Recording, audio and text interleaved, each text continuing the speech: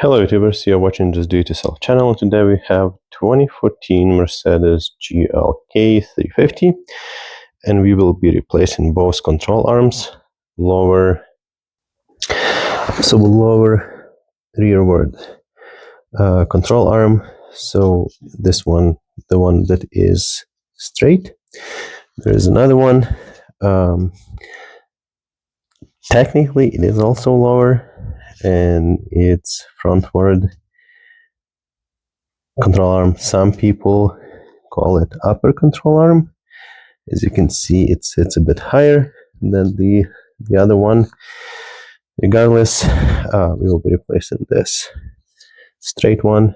They are both on the same on the both sides as well. Like, our reason is that the ball joint is gone. So let's get to it. So we'll start with removing the wheel. The car is on a jack stands. That's 17mm socket, and we're using electrical impact.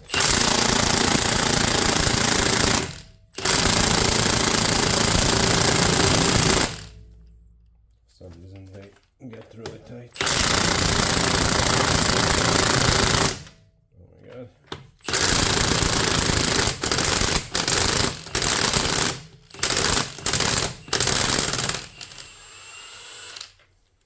I need a new battery.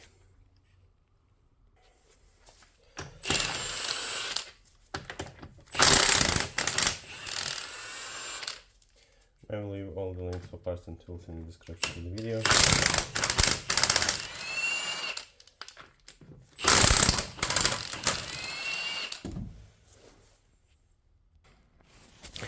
Alright, next we need to remove those two plastic shields to get to the bolt and the nut.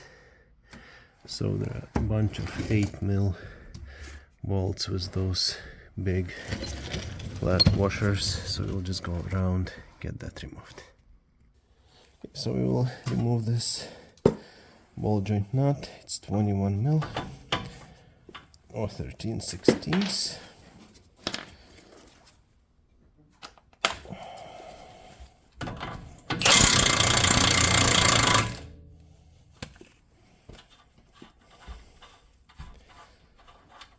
We will leave the nut on. We will use a hammer to get this out. Right, so technically, if you don't want to damage your ball joint for some reason, you're just taking this apart, you can just hammer on the knuckle itself.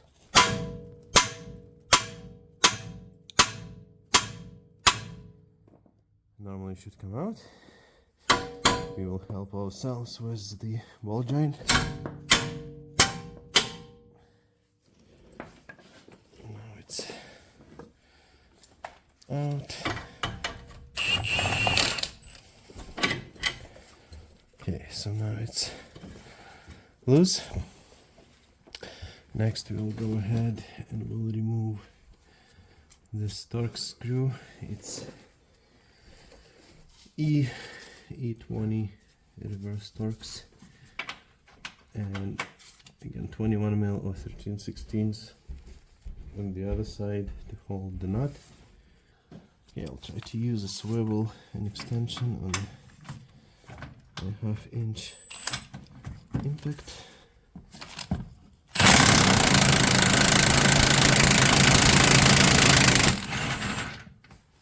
You can see that the nut came off.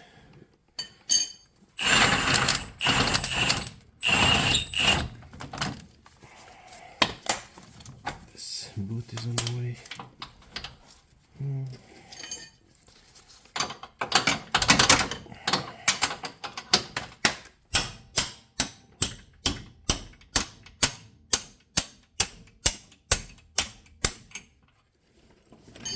It's almost out.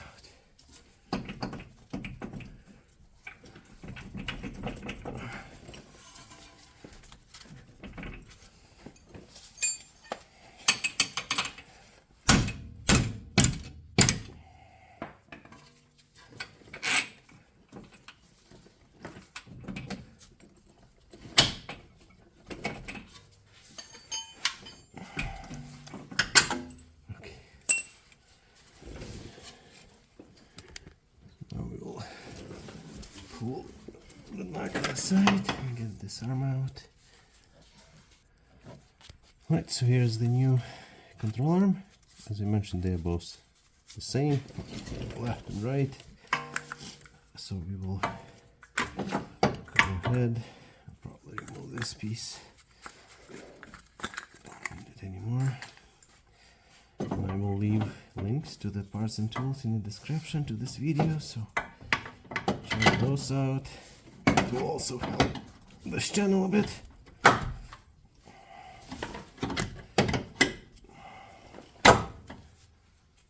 we've got it in place.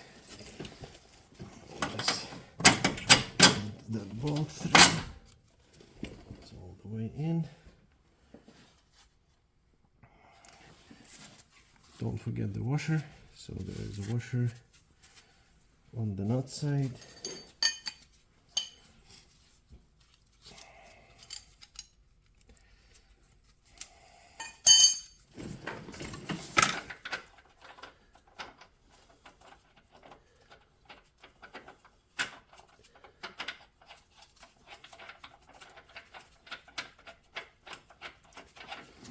Put our wrench back on.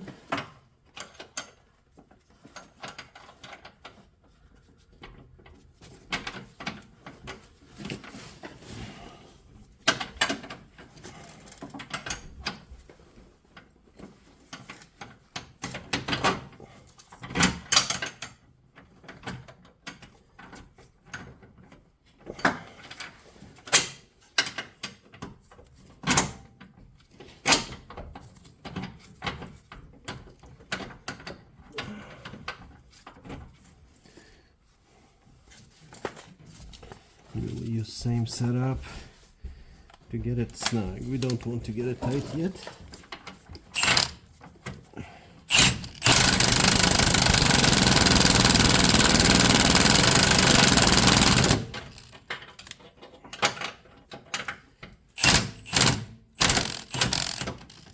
We want it to be loose because we want to torque this when the control arm is in the right position. So now we will install the ball joint nut.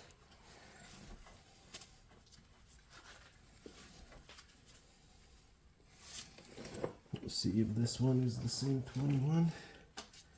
Of course not, 22.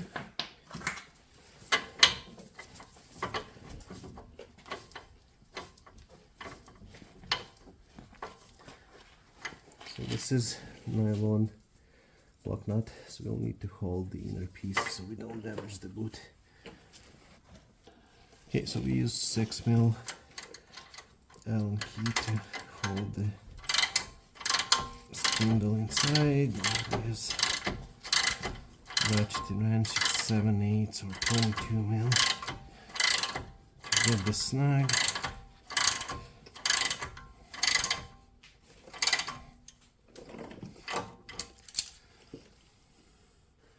Now for the torque we use roughly 40 foot-pounds torque. That's what it is, and then 60 degrees.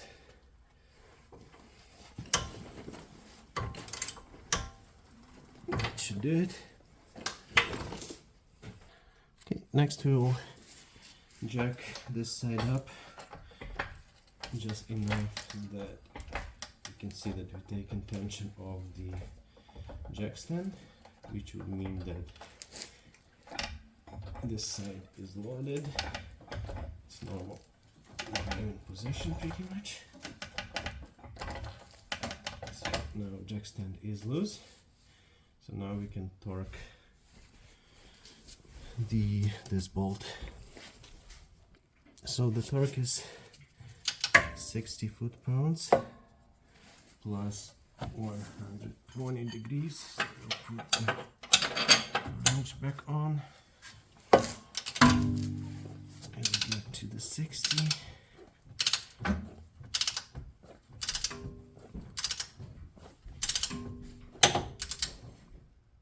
So that's over 60.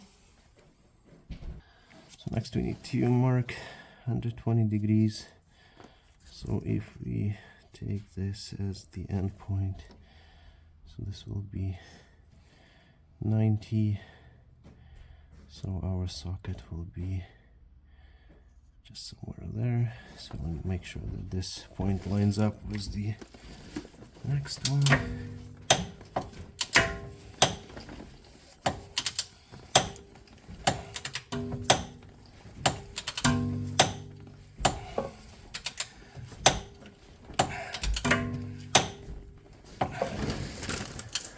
Just a little bit more.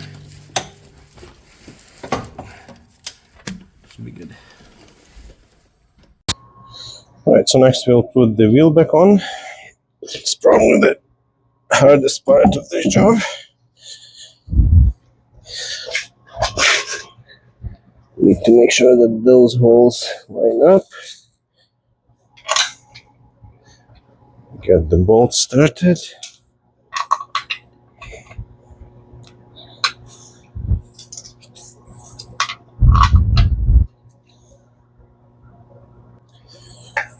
Get it snug with the impact.